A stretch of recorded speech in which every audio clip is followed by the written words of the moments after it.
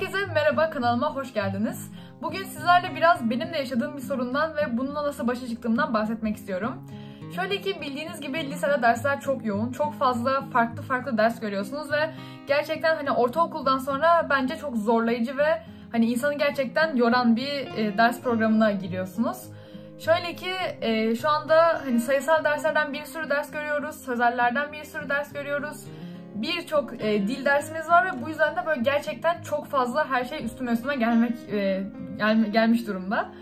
Ve tabii ki bunun yanı sıra da bunların da bir sınavı olacak tabii ki. Hani en çok korkutan kısım da o aslında. Toplamda 12 tane dersten sınavımız olacak ve gerçekten hani birbirinden çok farklı dersler, çok geniş müfredatları var hepsinin ve hani çok fazla çalışmam gereken şey var. Peki ben bunlarla nasıl başa çıkıyorum ya da en azından nasıl başa çıkmaya çalışıyorum? Biraz bugün bundan bahsetmek istiyorum. Bunu sadece benim yaşamadığımı biliyorum çünkü lise müfredatı bence gerçekten çok ağır ve bu yüzden de dediğim gibi biraz daha organize olmanızı, her yöne, her derse odaklanmanızı gerektiren bir müfredatı var. Bu yüzden de tüm lise öğrencilerinin, hatta belki sadece lise değil ortaokulda da aynı sorunu yaşıyor olabilirsiniz. Hani tüm bu sorunu yaşayan öğrencilerin nasıl başa çıkabileceğini, en azından benim nasıl denediğimi başa çıkmayı, bundan bahsedeceğim. Tabii ki hani geçen senelerde de böyleydi ama ben özellikle 10. sınıf olunca bunu daha da hissetmeye başladım. Neden bilmiyorum. Belki de gerçekten sadece derslerin sayısının fazlalığından değil, konuların da ağırlığındandır. O yüzden hani ben bugün bu sorunla nasıl başa çıkmaya çalışıyorum, sınavlara hazırlanırken nelere dikkat ediyorum, bunlardan bahsedeceğim. Çok uzun tutmak istemiyorum videoyu, kısaca böyle konuşacağım, tavsiyelerimi vereceğim ve sonrasında bu tavsiyelere uymak kalacak size. O yüzden hemen isterseniz başlayalım. Öncelikle şu an sınavlarıma 2 hafta kalmış durumda ve sınav takvimimiz yeni açıklandı. Benim her sınav haftasından önce muhakkak yaptığım şey, otururum ve sınav takvimini bir kağıda yazarım, karşıma asarım. Masamın karşısına asarım. Çünkü bu şekilde gerçekten hangi sınavın önce olacağını, hangisine daha çok çalışmanız gerektiğini, hangisini biraz erteleyebileceğinizi fark ediyorsunuz. Ve bu şekilde program sizin karşınızda, masanızda size bakıyor olduğunda hani ister istemez insanın üzerine bir baskı oluşturuyor.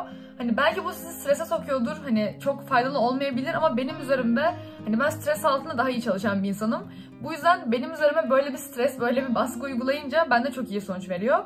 Bu yüzden hani karşımda sürekli bir sınav gerçekliğiyle yüzleşiyor olmak ve hani hangi sınava önce gireceğimi bilmek, ne bileyim hani bir ders çalışacaksam onu ne için çalıştığımı görmek, bu beni daha motive ediyor ve sürekli ders çalışmam gerektiğini hatırlatıyor bana.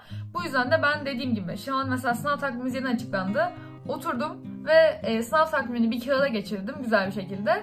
Tam da masamın karşısına ders çalışırken her zaman göreceğim şekilde astım.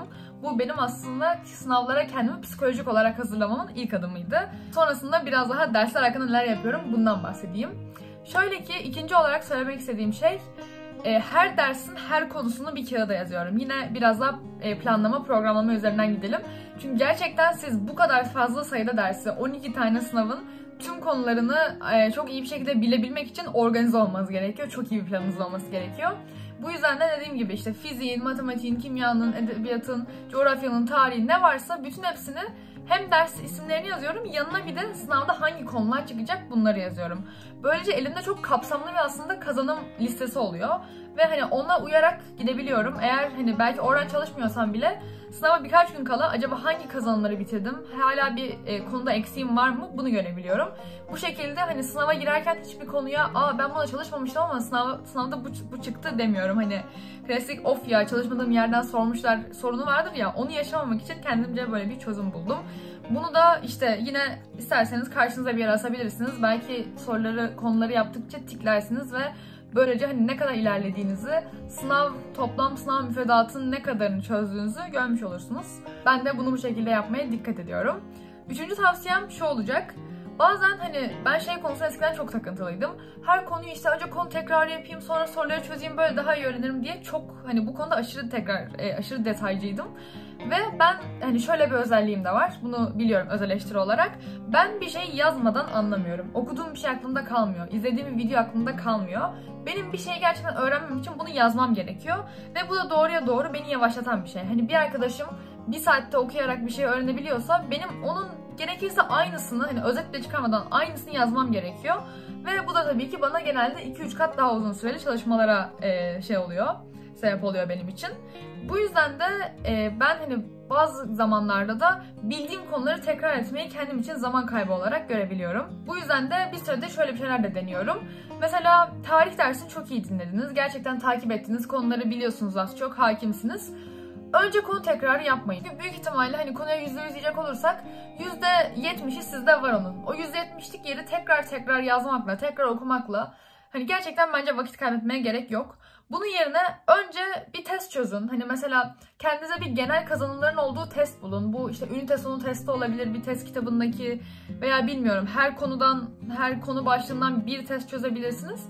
Buna göre gerçekten göreceksiniz ki neleri biliyorsunuz, hani neleri tekrar etmeseniz de yapabiliyorsunuz, neleri yapamıyorsunuz. Bu şekilde bunu fark ederek yapamadığınız kısma odaklanırsanız gerçekten bence çok büyük bir zaman kazanırsınız. Ben bunu bir senedir falan yapıyorum. Öncesinde gerçekten otururdum böyle, hani en bildiğim şeyi bile mesela periyodik tablodaki elementlerin açılımını bile en baştan yazardım tek tek. Ama hani bunu biliyorum, bildiğim şeyi 10 kere de yazsam biliyorum, hiç çalışmasam da biliyorum. Bu yüzden bunun yerine mesela çözdüğüm testte yapamadığım sorulara odaklanmayı, o soruyu neden yapamadım, konuyu mu bilmiyordum, yanlış mı anladım, bunu odaklanmayı daha doğru buluyorum. Ve bu yüzden de hani eksiklerinizi kapatarak ilerlemek daha mantıklı. Ama tabii ki mesela sınavdan bir gece önce tabii ki hani şey yapacaksınız, bütün konulara bir göz gezdireceksiniz. Çünkü sonuç olarak yani orada bilmediğiniz bir şey soruda da çıkmamış olabilir. Bu şekilde hiç bilmediğinizi de öğrenmemiş olabilirsiniz. Bu yüzden hani tabii ki illa bir genel tekrar gerekiyor ama öncelikle odaklanmanız gereken şey eksikleriniz olmalı tabii ki. Bunun dışında söylemek istediğim dördüncü şey de az önce not çıkarmanın bana bir dezavantaj olduğundan bahsetmiştim. Ama aslında bunun tam avantajını da sınav haftasında çok iyi anlıyorum. Çünkü diyelim ki sınavlara 2 hafta kala çalışmaya başlıyorum ve not çıkararak çalıştığım için genellikle kitaplardaki en önemli bilgiler benim defterlerimde olmuş oluyor. Bu yüzden mesela MEP kitabında 50 sayfada anlatılan bir konu anlatımı benim elimde 10 sayfada bir konu özeti olarak bulunuyor. Ve sınav günü geldiğinde ben o gereksiz bilgilere boğulmadan kendi çıkardığım, sınavda çıkacağına emin olduğum bilgilerle çok rahat bir şekilde, hatta belki biraz da zaman kazanarak çalışıyor oluyorum. Bu yüzden aslında not çıkarırken zaman kaybediyorum belki ama sınavdan bir gece önce geldiğinde çok gerçekten faydalı oluyor benim için. Bu yüzden de size önerim şu olacak. Sınav haftası yaklaşmaya başladığında ama hani şey değil, böyle sınavınıza bir gün kalmış, 2 gün kalmış değil. Mesela benim sınavlarım Ekim'in sonunda başlıyor. Şu an Ekim'in ortalarındayız ve ben bu yüzden konu özetlerimi, notlarımı çıkarmaya başladım. Mesela coğrafyada MEP kitabı çok detaylı anlatıyor. Gerçekten çok uzun bir şekilde anlatıyor. Ama benim defterimde bunun çok kısa bir özete çıkarılmış hali var. Geçtiğimiz günlerde çıkardım. Ve bu şekilde günü geldiğinde ben o kitaptaki bütün gereksiz paragraflara, hani sınavda işime yaramayacak bilgilere boğulmayacağım. Bunlarla uğraşmayacağım. Bunun yerine kendi notlarımdan çalışacağım. Belki gerekirse bir arkadaşımdan da not isteyeceğim. Hani böyle bir imkanınız varsa bunu da yapabilirsiniz. Çünkü birilerinden not almak gerçekten bence çok faydalı oluyor. Bu yüzden de uzun vakit kaybetmek yerine kendi notlarımla çok güzel bir şekilde çalışacağım. Size de bu şekilde önceden not çıkarmanızı ve sınav haftasında bunlardan yararlanmanızı tavsiye ederim. Son olarak da şöyle bir maddeden bahsetmek istiyorum. Bu aslında hazırlanma sürecinde değil, sınav haftasına geldiğinizde çok işinize yarayacak bir şey. Çünkü hani gerçekten ben bunu ortaokulda hiç yapmazdım, 9'un başında hiç yapmazdım ama geçen sene 2. dönem bunu etkisini keşfettim. Yani aslında çok büyük de bir şey değil ama bendeki etkisi çok büyük olduğu için bu kadar yükselerek anlatıyorum. Şöyle ki hani bence sınavdan önce 6 saat uyumanız gerekiyor en az. Uyku düzeninizi bu şekilde ayarlamanız gerekiyor. Ama bunun için mesela gece 1'e kadar ders çalışıp ertesi gün sabah 7'de okula gitmektense, 7'de kalkıp okula gitmektense ben 12'ye kadar çalışıp 12'de çalışmamı bitirip direkt yatıp 6'da kalkıp sınav sabahı bir saat, 1,5 saat ders çalışmayı daha faydalı görüyorum gerçekten ve hani bilmiyorum bende mi bu kadar sihirli bir etkisi oluyor ama gerçekten sabahları çalıştığım 1 saat, 1,5 saat ders, sınavdan önce çalıştığım ders bende gerçekten çok verimli oluyor ve genelde hani unutacağım şeyleri sabah bir daha okuduğumda çok rahat hatırladığımı fark ediyorum. Bu yüzden böyle sınav sabahı çalışmak bana çok faydalı oluyor ve hani şeyden de kurtuluyorsunuz biraz. Mesela çok yoğun bir sınav haftasındasınız, birçok ders uğraşmanız gerekiyor. Ama o sabah sizin odağınız sadece o günün sınavlarında. Hani o gün ne 1-2 gün sonraki sınavını düşünüyorsunuz, ne işte yarının sınavını düşünüyorsunuz. Sadece mesela o gün fizik ve tarih sınavınız mı var? Sadece fiziğe ve tarihe odaklanıyorsunuz. Bu yüzden de gerçekten daha böyle hani spesifik bir çalışma yapıyorsunuz. Ve bence daha da verimli oluyor. Dediğim gibi ben genel olarak bu şekilde çalışıyorum. Az önce saydığım bütün maddeler benim 12 tane lise dersiyle başa çıkmaya çalışma şeklim.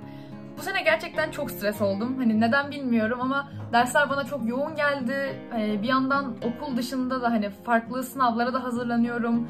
AP olsun, işte başka sınavlar olsun. Bu yüzden de hani bir yandan okul dersleri, bir yandan onlar olunca çok yoğun gelmeye başladı bana bu süreç.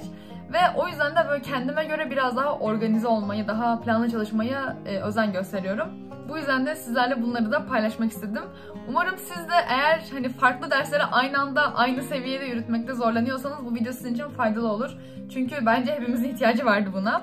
Diyorum ve eğer sizin de uyguladığınız başka taktikler varsa benimle paylaşmanızı çok isterim. Benim de çok ihtiyacım var. Ve benim hani burada verdiğim önerilerin hiçbiri hani yapın kesinlikle işe yarar demiyorum. Benim de hala üzerine çalıştığım bir sorun ama ben böyle hallediyorum şu an için ve şu an için yürüyor gibi duruyor. Hani sınavlar için çok bir konu eksiğim yok. Yetiştiremeyeceğim bir durum yok. Bence gayet iyi gidiyorum. Diyorum ve umarım size faydalı olmuştur diyerek videoyu bitirmek istiyorum. Eğer videoyu beğendiyseniz beğen butonuna basabilirsiniz, abone olabilirsiniz ve fikirlerinizi yorumlarda belirtebilirsiniz. Kendinize iyi bakın. Bir sonraki videoya kadar görüşmek üzere.